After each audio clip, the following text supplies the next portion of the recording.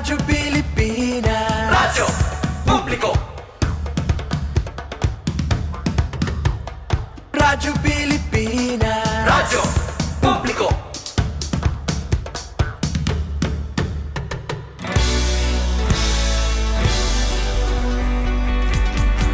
Mahalagang mga balita, napapanahong impormasyon. Kami ang inyong gabay pag may bagyo at sakuna. Serbisyo ng gobyerno kapag may nangangailangan. Mga proyekto ng Pangulo, damang-dama ang pagmamahal niya. Tulay ng mga hinaing, ang problema ng bayan ating lulutasin. Tulay sa himpapawid, tulay ng pagbabago. Radyo Pilipinas, Radyo Publiko. Ng bagong Pilipinas, Radyo Publiko. Radyo Pilipinas, Radyo Publiko. Ng bagong Pilipino. Mga proyekto ng Pangulo, damang-dama ang pagmamahal niya. Radyo Pilipinas, Radyo Publiko. Ang boses ng Pangulo.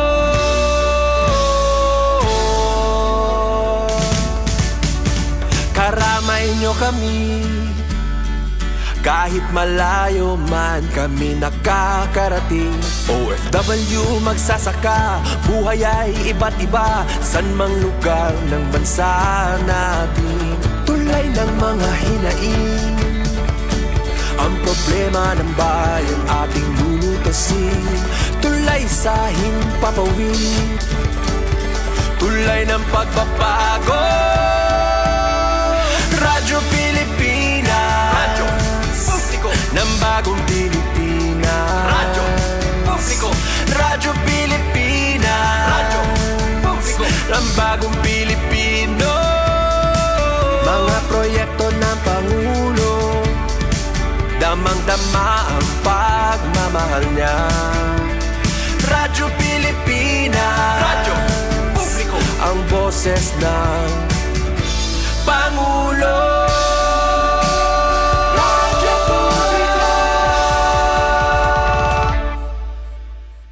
Radyo Pilipinas, Radyo Publiko. Radyo Pilipinas.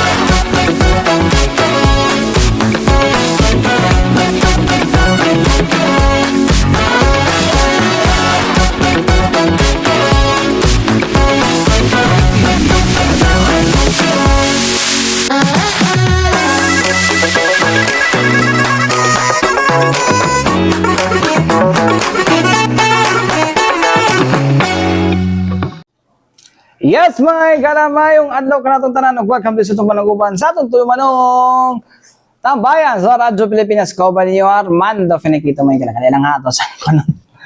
Anyways, mga gala, uban-uban ako sa kita karon no aron tambayan ang mga hisgutanan mo nga nakaapekto sa ato ang tawagan ni sa ato ang palibot, mga gala. Anyways, mga gala, nag-prosper naman gyud no. Impeach naman gyud last week pa lang no si Vice President Sara Duterte, pero naay grupo dismayado dili tungod kina-impeach si kon mga gala no si Vice President Sara Duterte, mga gala, kundili tungod sa hinay kuno nga paglihok sa Kongreso, mga gala, sa ilang ethics complaint batok kay ACT Teachers Party List. Franz Castro, mga igala. Nabita, no? Unfair, no? Mas nauna man tong kuan. Well, nauna man tong kuan, no? Nauna ang tulo mo to ka impeachment nga gi-file kay VP Sara mga higala no. Pero kani along with ko napasa man po nila during that time no. Pero ang kakuanan lagi nila lagi kay nganong wala action no. Convicted criminal naman daw ni siya no. Well, according to the Regional Trial Court, convicted na siya. And wala pa na change sa Supreme Court mga higala no, kay still on appeal. So dili pa pasabot mga higala no, according sa mga na pag convicted ka, wala pa na change sa convicted, nagpabiling kang convicted hangtod nga kambyuhon na no sa ato ang Supreme Court mga higala. Mo na mga higala ato mga mga higala no, atong mga miyembro sa mga higala no, sa atong tribo Atamanobo dias Talaingod mga higala. Dismayado no. Dismayado mga higala, ano di masama dismayado mga higala nga baya? Tawagan kanang kanang nag-file sila complaint, convicted ang tao, tapos dili aksyonan niya katong mga na wala pa'y klarong kaso, mo unahon. So, Diyos ko ni mga ubang congressman, no? Naagin sila priorities, priorities. No?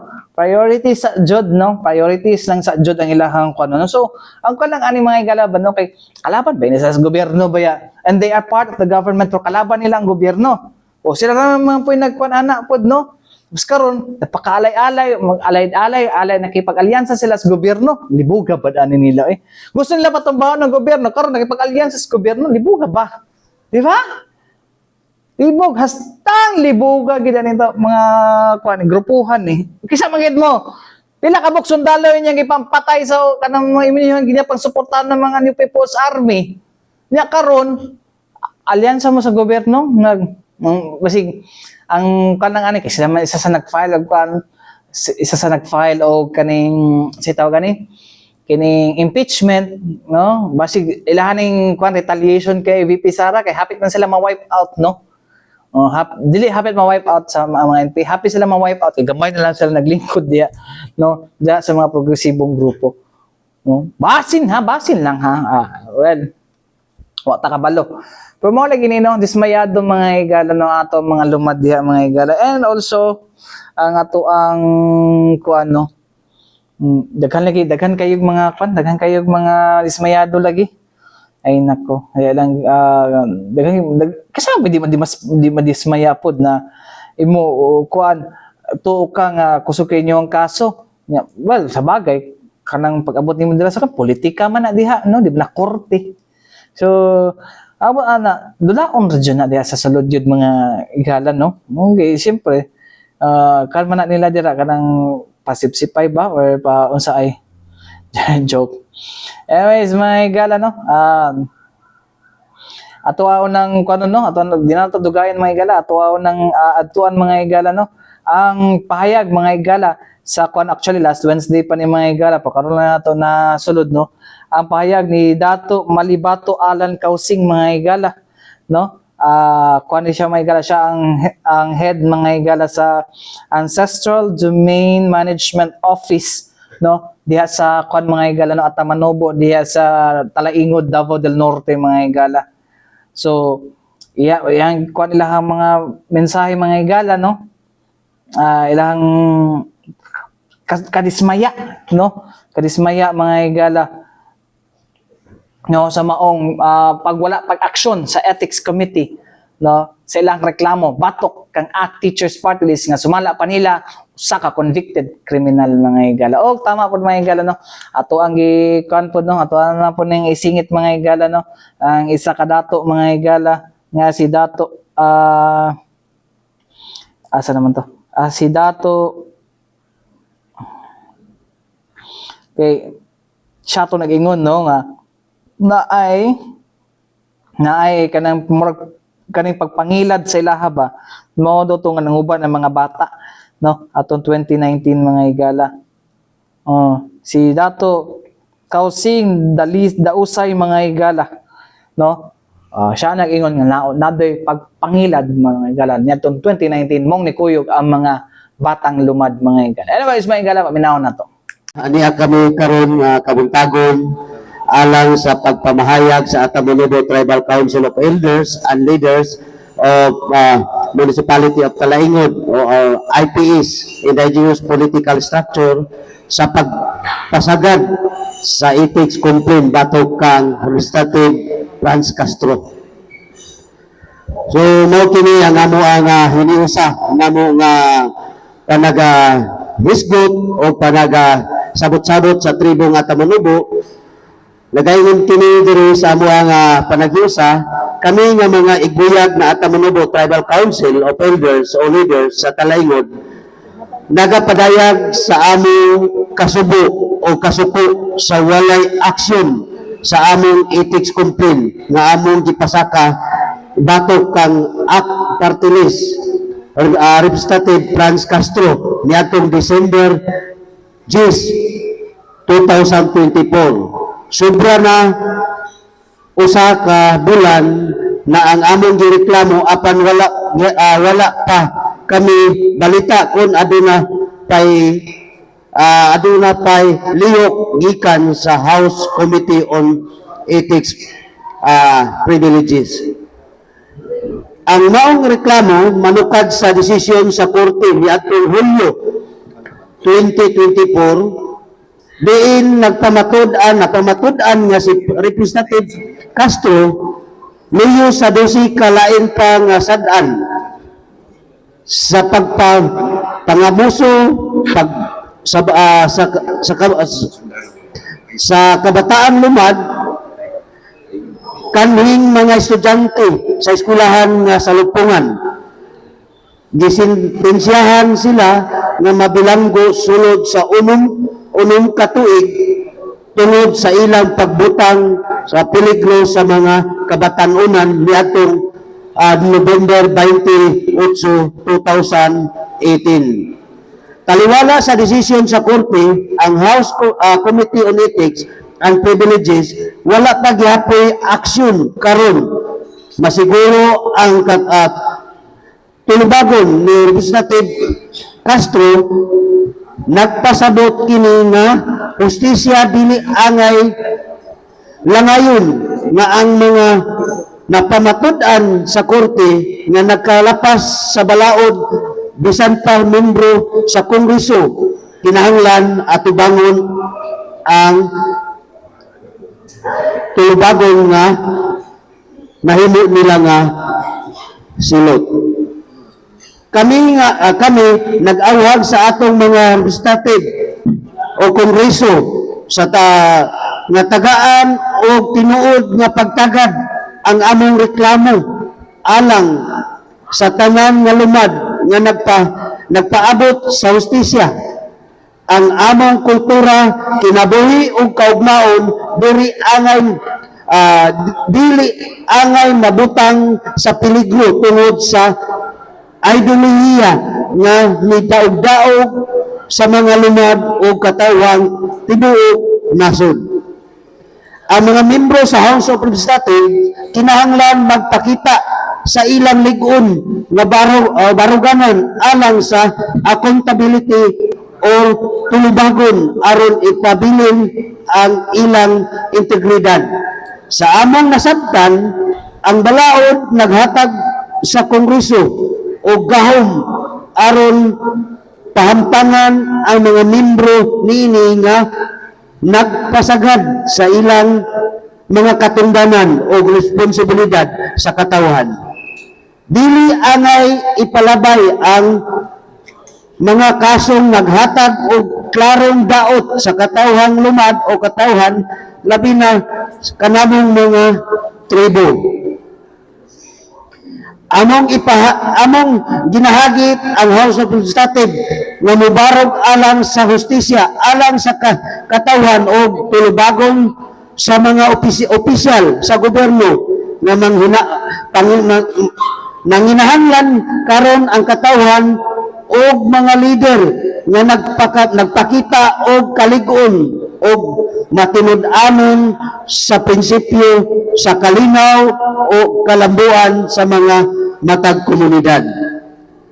Hugot nga ginasubay-subayan sa katawhang lumad dili lang sa Talaingod apan sa tibuok nasod ang himuon sa House of Representatives kalabot sa reklamo batok ni Representative Castro positibo man o negatibo, ang ilang aksyon adunay dakong epekto ang atong katawhan batok sa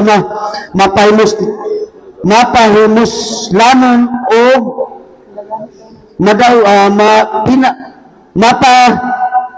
madinagdaogon sa katawhan lumad og sa paglantaw sa katawhang Pilipino o kredibilidad sa House of Representatives. So hagit na mo sa House of Representatives na unta maaksyonan na kini among dugay na mo nga mulo sa katawhang tribo labi na sa Municipality of Talaingod, Province of Davao del Norte, na unta dili nila lingay-langayon ang maong reklamo namo para mahatagan na kami og justisya sa ilang gihimo kanamo sa tribo nga pagpanamastamas sa among katulog sa tribo. So unta mapil na mo, mabati na mo nga naa di ay gobyerno nga nagtabang sa mga tribo, sa mga taong nag-idaog-daog. So kana lang og maayong buntag sa tuwang tanan. Mayong buntag sa tanan. Ako mismo ang ginikanan sa nabiktima sa mga bata. Ma'am, sir. Iyon daw ko ni Castro na wala daw ko ni nasukwa ang tanang ginikanan. Yes, so, So ako pagtubag sa iyang kuan, tanan-tanan diya nakalas ang kinabuhi sa mga tao tungkol kay biktima niya. Abi na mo sa unang panahon nga kanang tabangan mo sa insaktong pamaagi. Illegal man dayang iyang trabaho. So karon dagan na kaya mga bata biktima na mga priso. Hantod na kami ang mga lumad. Dako kayo rason na kami na ang mga binikaran maliukat sa mga anak. Hantod karon nga kini gina kuan na ani diri nagpaabot na kinahanglan man mga ay hipon sa bibig dapat aksyonan gyud si Castro na hawaon na diya sa Congress siya ang maumay nakabiktima kami sa mga ginikanan hantod gyud karon na nagpabiling pa ang among mga bata na apay na biktima karon didto sa iyang wala gipakita ang kaning haya kanang lawas na namatay. So hantod gyud karon wala pa ko mga bata nga nabiktima tuag yapon sa iya. So kana gyud ma'am dapat nga tabangan ni hawad si Castro diya sa iyang posisyon. oh, Imong Castro, dili man daw siya NPA, mga dato. Naba mo yung mga personal encounters with the Representative Castro? Mapamatudan ba ninyo nga NPA yun si Castro? Dili na namin na siya. Legal ang pamagi na pero siya ang nagsuporta. So, wala hindi mo pamatulan na kami din ang nabiktima itong panahon. Okay. Misa yan, basig may statement ang kalinaw po. So mao to mga higala no. Mao to ang kaning kuan no, pahayag sa tong mga dato diha sa tribong Atamanobo mga higala sa kaning kuan Talaingod, Davao del Norte mga higala no. So well, ambot lang no. Mo lagi ni basta dili priority, dili gina-actionan gyud ay. No? Oh, syempre. Mas importante man ang impeachment no kaysa sa ani nga mga kwan, kaysa sa ani nga mga unsa ni reklamo no. Daganag nga matay, daganag mga lumad nga nangailad sa new people sa CPP NPA, pero mas importante gihapon kay mas evil ang Vice Presidente. Well, wala ko nagakuan ha, unsa ni, pero kani dapat ba no pantayon na lang unta, ba no ang action nga buhaton dili kay tungod threat sa 2028 elections, threat sa inyong political career mo katungod mo ninyong unahon kasinabot pud mo diha no. Kasinabot pud mo diha. Anyways, may gala ko lang ato lang ani may gala no. Padayon gihapon ang pagpanguhan sa tuang CPP NPA. Pero murag kani wala ni hatagi og pagtagad sa mga kongresista katungod na ay mga kongresista nga sakop sa mga komunistang pundok no or supporter sa komunistang pundok mga higala.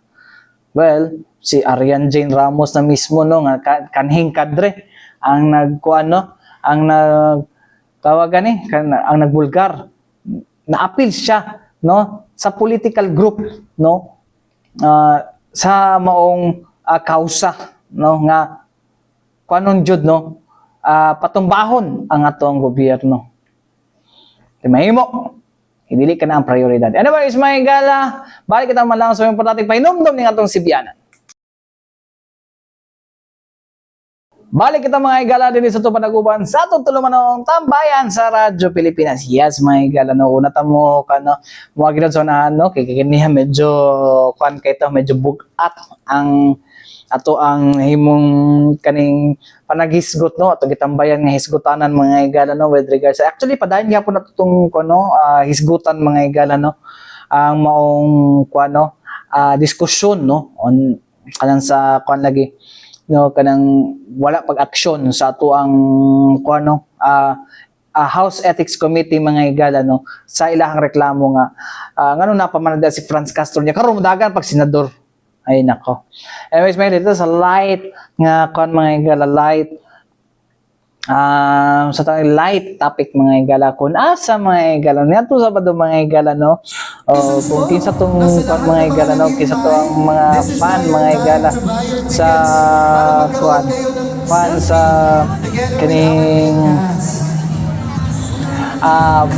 OG kini sila mga igala, no, kay bata pa ko mga igala, OG romcom love team, romcom royal team mga igala, nung si Marvin Agustin o sila Marvin Agustin o Julina Magdangal mga igala, nung ipakilig ang ilang mga fans, no, napadagya pa yung mga fans, no, actually mga fans nila mga igala kay mga kasagaran mga millennial man no, o ipakilig lang mga fans, no, sa ilahang mall show mga igala, no, diha sa SM City Davao Annex Atrium mga igala, no, para mo i-promote ang ilahang movie nga XX Lovers mga igala, nindot beto. Well, nagya po ng spark mga igala, no, sa maong love team mga igala, no, and syempre nostalgic mga, I think 10 years old ko or basta mga ana uso na pag nai-love team, uy Marvin Julina karon kay naman karon kay na naman uso man ng clipping mga kanang kanang i-combine nimo na naingon nila nga Marjo love team mga igala, Marvin Julina mga igala, no, personal pag nai-love team, uy Marvin Julina na sila, uy feeling Marvin Julina. Actually, may pagkalipin lang mga fans po, no, dito sa, ano, lagi po sila ang chemistry may gala, although pila na ka-years, no. Yun nga, kung 10 years old ko, mga almost 26 years, no. Grabe nga, kung ano, nagapon sila nga spark mga igala, no. Sana all. Grabing kiliga sa mga fans mga igala. And then napag-iuban na, nagpapirma sila ang mga scrapbook, no, tumakaraan ng mga poster nila Marvin and Julina, di ba? Murag, kuan kayo mga igala, na para sila kay precious to nga time mga igala. Even ako, nag-selfie ko sila agad, no, kay, syempre, kinalakihan natin yan na love team, no. Muna love team mga igala, no, nga wala pa na uso ang love team nila Dao Mingsu og ni Shansai mga igala, sorry. Pwede ka na itong love team sa una, pero mas sila ang mas click mga igala. It's because of their gaan lang kayo ang ilahang love team, dili kayo nga naka heavy good, no, from silahang hey babe, loves kita okay ka lang, tapos silang series na loves ko si babe, na patong nga series may gala, no, napapit pa sila sa sitcom sa una, no, nga kuan Richard Loves Lucy, muna mga igala. Pero nayaban sila mga movie nga, dito na ako ma-memorize mga igala. Basta ka to ang nagtatak lang sa lang, yes, oh yes, kaibigan mo lang ako, and I'm so stupid to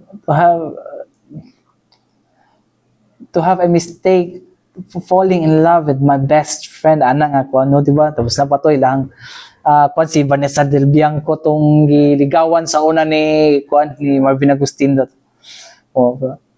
Si Bujoy to siya mga igana. So mo to, no. Anyways, salamat SM SM City Davao, no, sa invitation nga na witness nato, no, ang tawagan ni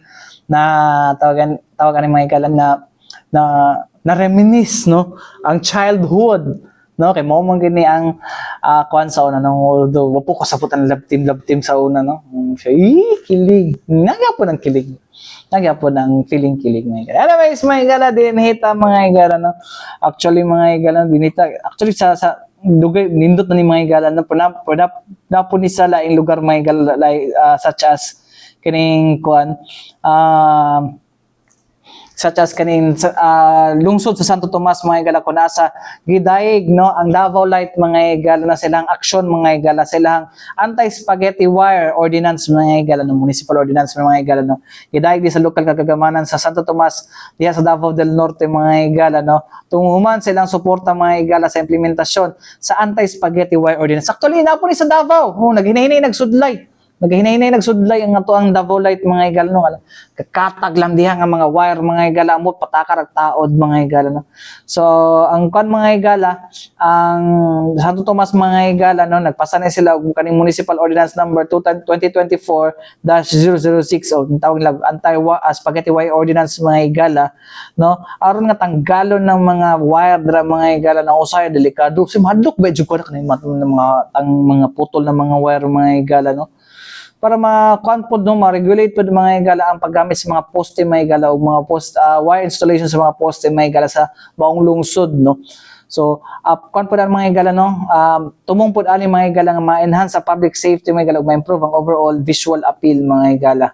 So sumala pa may tungod ani mga higala ang Davao Light pinaagi sa business development team sa pole to pole or ang kuan mga higala pole attachments business to avoid this power distribution utilities spearheaded naghimo og pilot site para sa launching sa ordinance sa pakipag-alayon mga higala sa Davao Light and Power Company o local government unit sa Santo Tomas mga higala. Anyways mga higala, gipangunaha ang aktibidad mga higala, gipangunahan mismo mga higala Davao Light President o Chief Operating Officer Engineer and Rizar, Tia mga higala, Mayor Roland De Hesica, no? Ang mga aktibidad mga higala no sa mga key companies, utilities o contracted service partners mga higala ang mga proyekto mga higala no gusto nilang i-klaro mga higala tanggalon nila to mga inactive na nga mga wires diha sa maong kuno lugar mga higala o mo po na diri mga higala sa Davao City mo na po na ilang ginabuhat po dinhi no. So, ilang i-country mga higala no, mga bundle kanang fix kanang low lying ones mga katong gi-remove na itong mga posting balik-balik na mga higala, labi na katong mga nakakuan na no, naka-obstruct, nakaharang na sa mga sidewalks mga higala no, diya sa Feeder Road 3 to Feeder Road 2 sa National Highway mga higala sa biyaging December 2024 mga higala no. So, mo ni mga higala no, recognizing Davao Light's effort in complying with the ordinance, ta sangguniang bayan mga higala nag-ilang gipa gawas no ilang gipabati ang ilahang pagdaig mga higala ngadto sa Davao Light mga higala niadtong Enero 15 mga higala no pinagi sa committee meeting sa municipal session hall mga higala no. So ang mismo si Honorable Eduardo Llorente mga higala no nagpresenta sa resolution number 640 series of 2024 no sa pag-acknowledge sa power distribution sa ilang action mga higala no. So mo ni mga higala no ang kuan mga higala ang gihimo gid sa Davao Light mga higala no ilahang gipang tanggal tong mga unnecessary na mga kuan sa poste mga higala. Anyways mga higala no pangit bitaw kay tan-awon ni tapos na pa mga amaw diha no kawaton ninuon ng mga kuan din no kawaton man ninuon ng mga kuan sa underground cabling mga higala. Just kuno sa din sila dai. No, abot sa utok ana nila mga higala. Anyways, mga higala na po yung announcement mga higala no. Ang Davao Light and Power Company mga higala kung asa magpahigayon ni sila og kaning switching power interruption mga higala karong Martes mga higala no. Ugma no, Pebrero 11 mga higala og sunod Lunes no, Pebrero 17 tuig 2025 mga higala kung asa makaapekto kani sa lain pipila ka mga lugar sa Davao City o Davao del Norte mga higala. Ang first set mga higala sa switching power intervention para ni sa pag-facilitate sa preventive maintenance work sa Panakan substation mga higala no. Aron nga aron malikayan mga higala ang taas nga power interruption loads mga higala lines mga higala no ang ma-transfer ni siya mga higala no 45 minutes mga higala nalan niya sa alas 12 hangtod alas 2 sa kadlawon karo unya mga higala no ugma naman siya tapos ang normalization or return mga higala sa lang load another 45 minutes mga higala between 12 AM to 2 AM mga higala no sa sunod Lunes mga higala. Ang mga apektado mga higala no, ang Tibok Panakan mga higala, Diversion Road, F. Bangoy Airport, dapat din F. Bangoy Davao International Airport mga higala, entrance Daang Marlica Highway, Tibungko Public Market, apel dang Mudjang areas mga higala, Divicom, New Davao Oil Mill, Wholesome Office, Unifruti, Ferro Steel, Panakan Public Market, Camp Panakan, sa pa ni San Miguel Panakan, Malagamot area, og mga mga sikbit na bahin mga higala. Apil sa apektado usab ni mga higala no, ang Pampanga mga higala gikan sa Mercury Drug Sasa, Star Oil Sasa, kilometer 10 to 13 Sasa. Ang corner DPWH Tibungko areas nagikan sa Bottle King up to Tibungko Public Market na apil La Filipina Uy Gongko Corporation sa ilang areas ug ang ilang barangay ilang ng mga higala na mga area ug ang mga sikbit na bahin din ng mga higala. So ang mga customer sa mga higala sa Buhisan Elementary School, Kurduhan, Budbud, Regan Industrial Sales Incorporated, Lumad Kapehan og Seafood Grill, BMC Corporation, San Francisco Elementary School, McDonald's Panabo, Likanan, Task Force Davao Lasang, JP Laurel Elementary School Panabo, City Hall, JP Laurel Elementary School Panabo City Hall, Gredo Poblasyon o ang mga sikbit na bahay no apektado usab sa maong power outages mo. Ang ikaduhang set mga higala sa switching power interruption no, kailangan ni siya para sa pag-shutdown sa National Grid Corporation of the Philippines o NGCP Turil 69 kV line. Mga higala para sa preparation sa line work sa NGCP Davao Substation mga higala. So ang transfer of loads mga higala gikan ipahigayon sulod sa 45 minutos mga higala no. Anytime between 3 AM to 4 AM mga higala no, unya mga higala. February 11 no, samtang normalization or return of loads to their normal setup mga higala. Ipahigayon sa sulod sa lahi na po na 45 minutos mga higala anytime. From 6 AM to between 6 AM to 6 AM and 7 AM mga higala, between man no on the same day no. Specifically affected mga customer mga higala no, ang Tibok Turil area no, padulong sa Carabao Statue, Eden Bayabas, apinadara ang Lubugan, Tagakpan ug Manambulan no. Apil po ng Tibok Dumoy area mga higala, padulong sa Daliao Turil, apil ang Valles Beach no, padulong sa Libby Road, Turil Memorial via Bagua Playa Road ug ang mga sikbit na bahin apil ang Tibok Puan area, padulong sa Mercury Ulas mga higala no.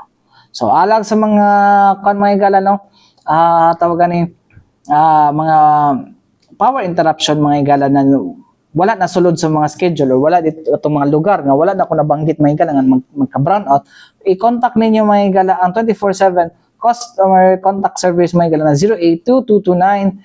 082-229-3572, 084-655-3572 alang sa Panabo na Davao Light mga higala or ang 0919-056-3572. So mo na mga higala no ang ato ang power interruption no. Unyang ugma sa unyang tuwang gabi mga higala og sa Pebrero 17 sunod Lunes mga higala. So anyways mga higala, wala tayong oras sa ngalan sa Tibok Pwersa sa DXRP Radyo Pilipinas, Radyo Publiko Davao mga higala. Ako yung nakaban Armando Feniquito. Alang sa tambayan sa Radyo Pilipinas, daghang salamat ug maayong adlaw. Ang pita kanunay mga higala ug musunod na ang balitang pambansa.